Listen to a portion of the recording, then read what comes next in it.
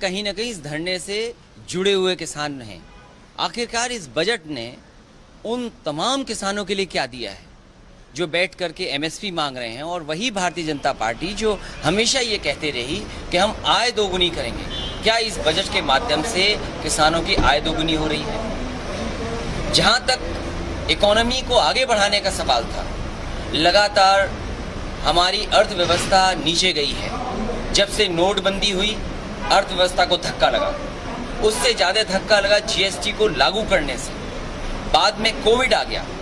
जो अर्थशास्त्री हैं, जो जागरूक लोग हैं, वो यही मानते थे कि ये जो बजट आएगा ये कहीं ना कहीं हमारे डिमांड क्रिएट करेगा, और बाजार में जब तक डिमांड क्रिएट नहीं होगी, आपकी अर्थव्यवस्था आगे नहीं बढ़ेगी। तो किसान दुखी है। अर्थव्यवस्था के लिए कोई बड़ा फैसला नहीं लिया गया। हमारे नौजवान जो पढ़े लिखे हैं, जो पढ़ाई करना चाहते हैं, आगे बढ़ना चाहते हैं, आखिरकार नौजवानों के लिए काम, रोजगार और नौकरी के लिए क्या व्यवस्था की है? क्या रोजगार मिल जाएगा? ये तमाम जो बड़े बड़े वादे किए गए हैं उन्हीं प्रदेशों में किए गए हैं जिन प्रदेशों में चुनाव है। ये बजट निराशाजनक बजट है, दिशाहीन बजट है। और दिशाहीन मैं इसलिए बोल रहा हूँ कि भारतीय जनता पार्टी एक समय पर कहती नहीं थक रही थी कि उन्हें अर्थव्यवस्था $5 ट्रिलियन की बनानी है। क्या इस बजट से हम कहीं भी $5 ट्रिलियन इकोनॉमी के आसपास भी पहुंच रहे हों? और फिर जब हम बजट का देखते हैं, उत्तर प्रदेश में सबसे ज़्यादा एक्सप्रेसवे बन रहे हैं। वहाँ के मुख्यमंत्री लगातार ये कोशिश कर रहे हैं कि देश में सबसे ज़्यादा एक्सप्रेसवे बने। तमाम एक्सप्रेसवे जो प्रधानमंत्री जी ने शिलान्यास किए, क्या समय से पूरे हो जाएंगे? क्या उस क्वालिटी से बनेंगे जिस क्वालिटी से आगरा लखनऊ एक्सप्रेसवे बना था? तो एक्सप्रेसवे नहीं बन रहे हैं। बुंदेलखंड एक्सप्रेसवे बनना था, वो नहीं बन रहा है। मैं तो पिछले 15-20 साल से देख रहा हूँ, न जाने कितनी सरकारें आईं, NHAI बड़े बड़े दावा करती है, लेकिन क्या GT रोड 4 लेन 6 लेन हो गई है?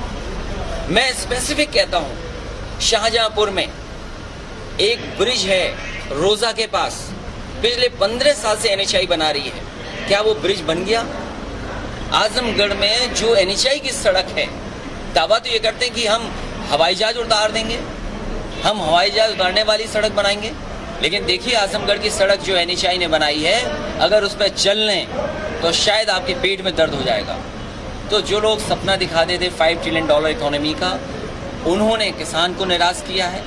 उद्योग जगत को बहुत बड़ा लाभ नहीं दिखाई दे रहा होगा, नौजवान को नौकरी रोजगार नहीं है। इस बजट ने हमारे गरीबों किसानों को धोखा दिया है। किसान लगातार प्रदर्शन कर रहे हैं और उनकी मांग एक ही चीज़ है कि जो 3 कानून हैं उनको वापस लिए जाएं।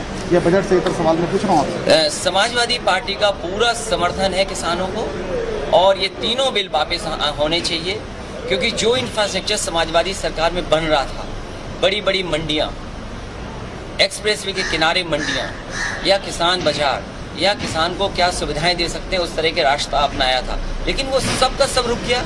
आखिरकार वो मंडियाँ क्यों रोक दी गई? वो कौन से स्थान हैं जहाँ पर किसान को अपनी फसल का पैदावार मिलेगी?